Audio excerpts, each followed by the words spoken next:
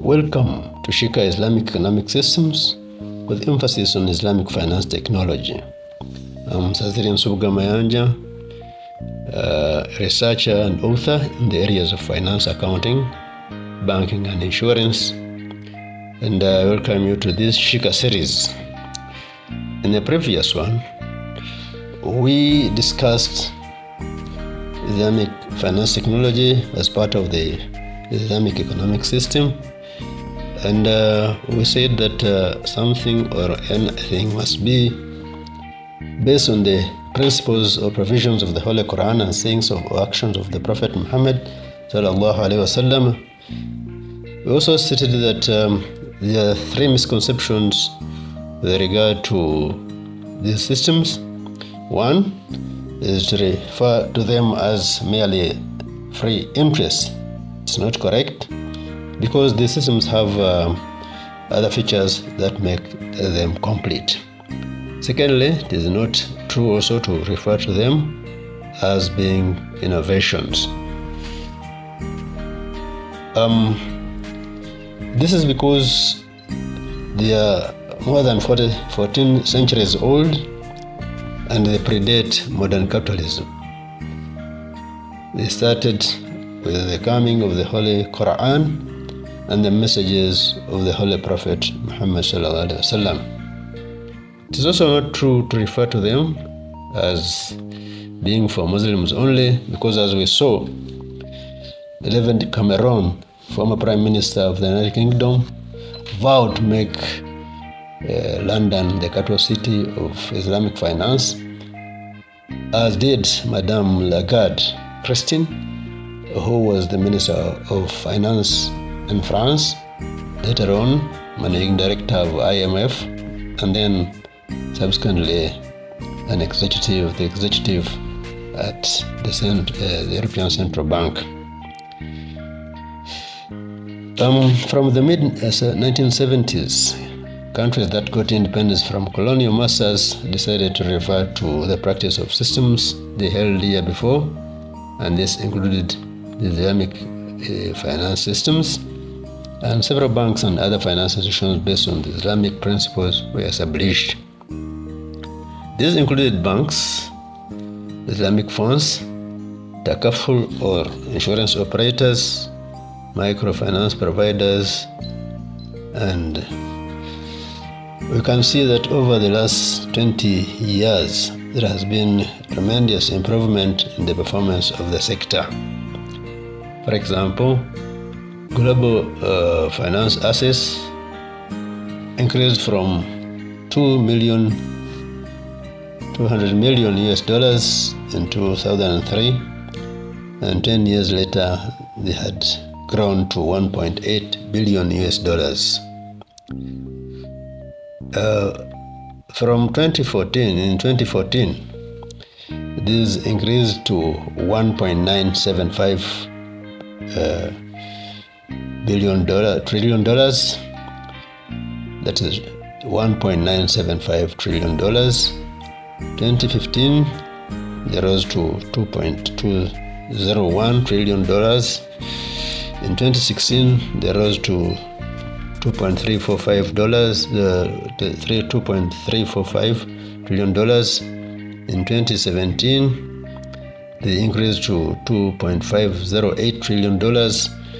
In 2018, they had increased to $2.583 trillion. In 2019, they had increased to $2.964. In 2020, they had reached $3.74, and in 2021, they had reached to $3.9 trillion. The total global net income reported by Islamic finance institutions in 2021 trebled from $10.5 billion in 2020 to $32 billion. The improvement was most notably in the Islamic bank sector, and the highest growth came from non-core Islamic financial jurisdictions, which indicates incisive market growth and penetration in new markets. Most notable ones were Tajikistan, which increased by 84%, Burkina Faso by 27%, and Ethiopia by 26%. In global terms, the Islamic banking sector grew by 17% to $2.8 trillion US dollars. Sukuk, which is the Islamic bond, was the second largest sector by assets and grew by 14% in 2021 to 713 billion in Sukuk outstanding. New issuance rose by 9% to a record 202.1 billion. The third largest sector, Islamic funds, registered a commendable growth of 34% to 238 billion worth of assets under management in 2021. The rest of the Islamic financial institutions, including among others financial technology companies, investment firms, financing companies, leasing and microfinance firms, and brokers and traders, grew by 5% to 169 billion worth of assets. The Takaful sector, which is the smallest sector of the Islamic finance industry, holding 73 billion US dollars in 2021, was the smallest sector, of course, as we have said, but still also growing. So, by region, the Islamic financial assets were distributed as below in 2021. The Gulf Cooperation Council had a value of 1.617 trillion assets. The other MENA countries, that is Middle Eastern and North Africa, had 1.3 trillion. Southeast Asia had 803. Europe had 113. South Asia had 107. Sub-Saharan Africa had 10. And the Americas had 8. That is from the sources ICDC, Associate of the Islamic Banking and Finance System, and the Islamic Financial Stability Reports. Islamic finance has rapidly moved from the epicenter in the Gulf Cooperation Council and the other Middle Eastern and North African countries to other regions, and is expected to grow in both the original and new jurisdictions. The latest region to embrace the financial technology is Australia, where the country's first full-fledged Islamic bank received its license in 2022. The country's history with regard to Islamic finance is traced to 1989, however, when the Muslim Community Cooperative Australia Limited was launched. Amendments were made in the taxation laws of that country in 2010 to accommodate Islamic finance practices. And again, it's growing even other jurisdictions. For example, Russia, the Commonwealth of Independent States. Apart from fighting for position in Europe, as we saw with David Cameron and Christine Lagarde immediately after the global financial crisis, other regions have made great effort at attracting finance. This is especially so for Russia in the previous decade, which has a long history with Islam. This relationship reached great heights during the reign of Catherine the Great. And like Europe, Russia followed a systematic and coordinated trajectory before formalizing Islamic finance practices. And finally, in 2023, the State Duma, that is Russia's parliament lower chamber, passed law to regularize the practice of Islamic finance in Russia. Elvira Nablina, the head of the central bank and the head of the State Duma Committee on the Financial Markets, Anatoly Aksakov, the predominant Russian religious institution, the Orthodox Church, had in combination made effort to achieve this. Again, in those regions, the Pew Research Center estimates that by 2030, the composition of the Muslim population will be, for example, Azerbaijan, 98.4%.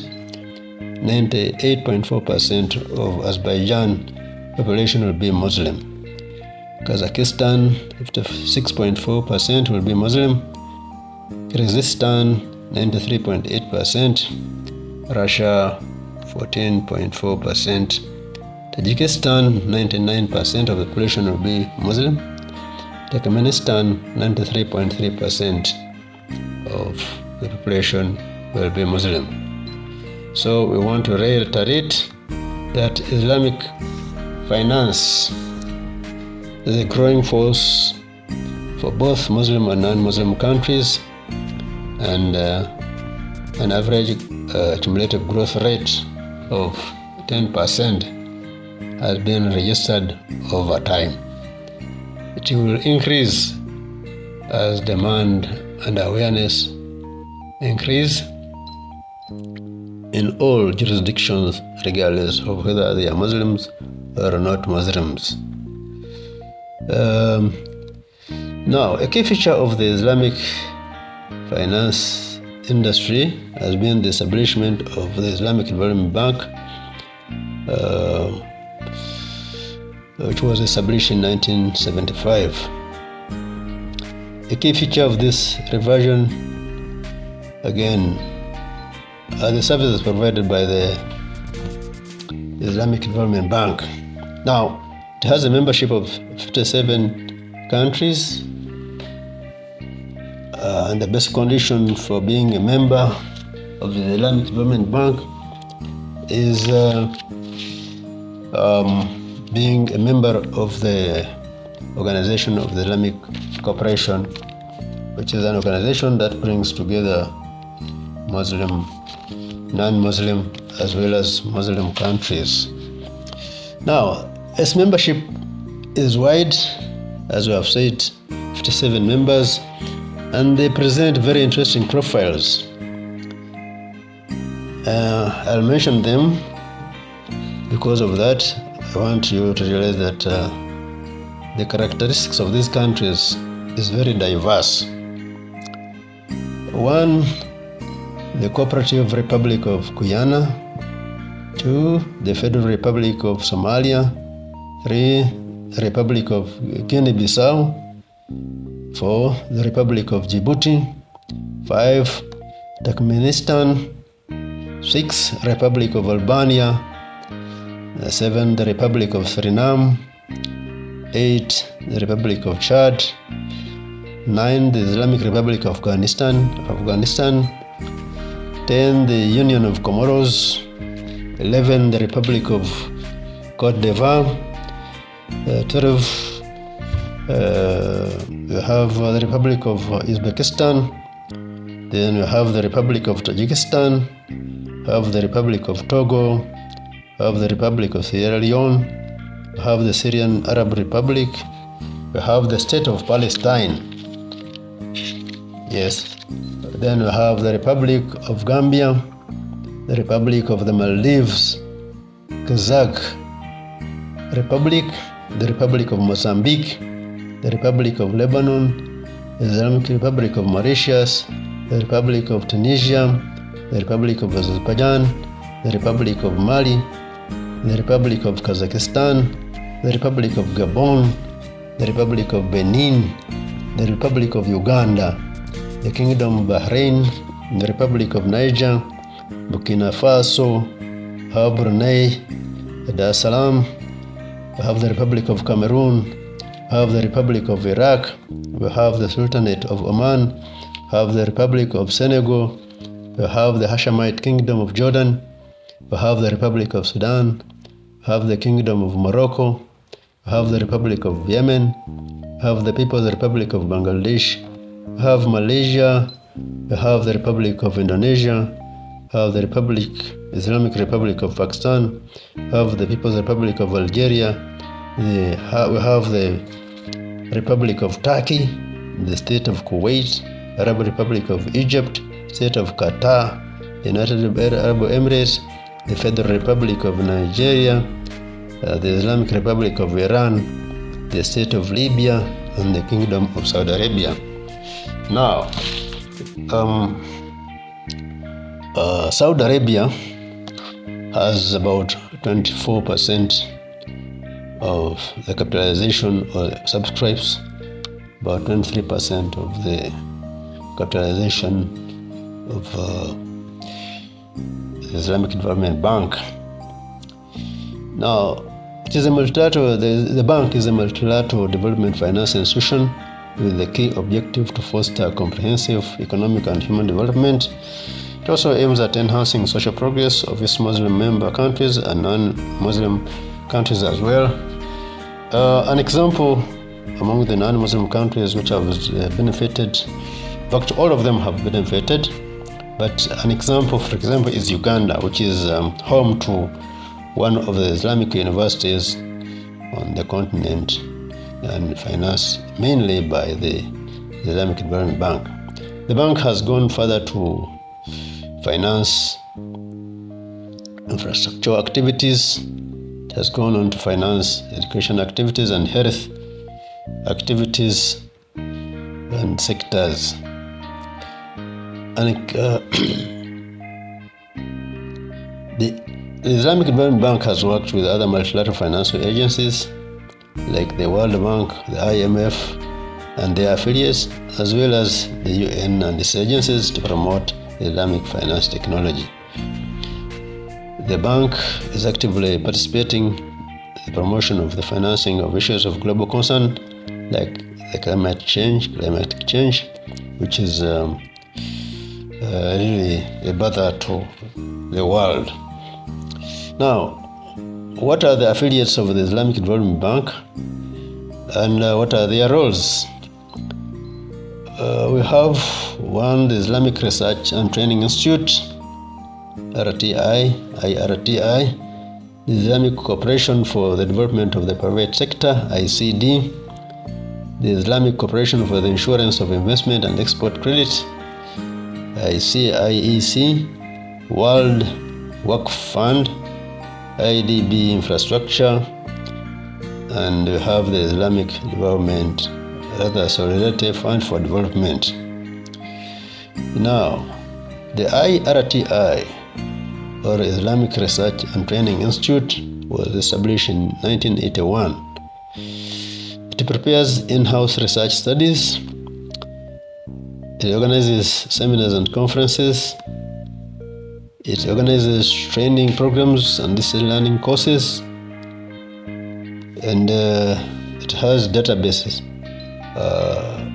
regarding economies which it can provide you with. Now, the Islamic Cooperation for the Insurance of Investment and Export Credit, IEC, it has the functions of providing export credit insurance services, including comprehensive short-term policy, supplemental medium-term policy, bank master policy, documentary credit insurance policy, single transition policy, investment insurance services and reinsurance facilities. Yes, member countries have a reinsurance facility in the Islamic Cooperation for the Insurance of Investment and Export Credit. Now, the Islamic Cooperation for the Development of the Private Sector, ICD, was started in 1999 and promotes the development of the private sector in member countries. Objectives of the ICD include identifying opportunities in the private sector where growth would be promoted, It provides a wide range of productive financial products and services to its consumers. It helps in mobilizing additional resources for the private sector in member countries, and it encourages development of the Islamic financial and capital markets. Yeah, we shall come to capital markets, and it's an interesting area. Then we have the World Work Fund, which was started in 2001, and it is really concerned with philanthropic endeavors, and especially those run by governments and non-government organizations and individuals when they are for philanthropic causes. Now, we have the IDB Infrastructure Fund, which was started in 2001, and now it was the first private equity investment fund to focus on infrastructure development in member countries. The fund seeks to provide long-term capital, and like in Uganda, for example, they have been part of the financing of the energy sector, and the Bujagali Falls Dam. Now we have the Islamic Solidarity Fund for Development, which was established in 2007, and it aims at helping to combat poverty. It aims at helping to combat poverty and address institutional and productive capacity bottlenecks, as well as eradicate illiteracy, disease, and epidemics in member countries, particularly in Africa. We shall be discussing many facts and figures which will help us in understanding and appreciating the sector, so that people are informed, we are informed about the activities which Islamic finance technology entails and what the economic system entails. Again, we shall be discussing the features of Islamic economy as well as the Islamic finance technology, which we mentioned earlier in an audio in detail. For example, the prohibition of riba, how all the major faiths in the world have prohibited the charging, facilitating, and payment of interest over time. This will be an interesting area where much information will be availed. Thank you for participating and listening to our program of Shika Islamic Economic System. We are ready to answer to your questions, and thank you very much.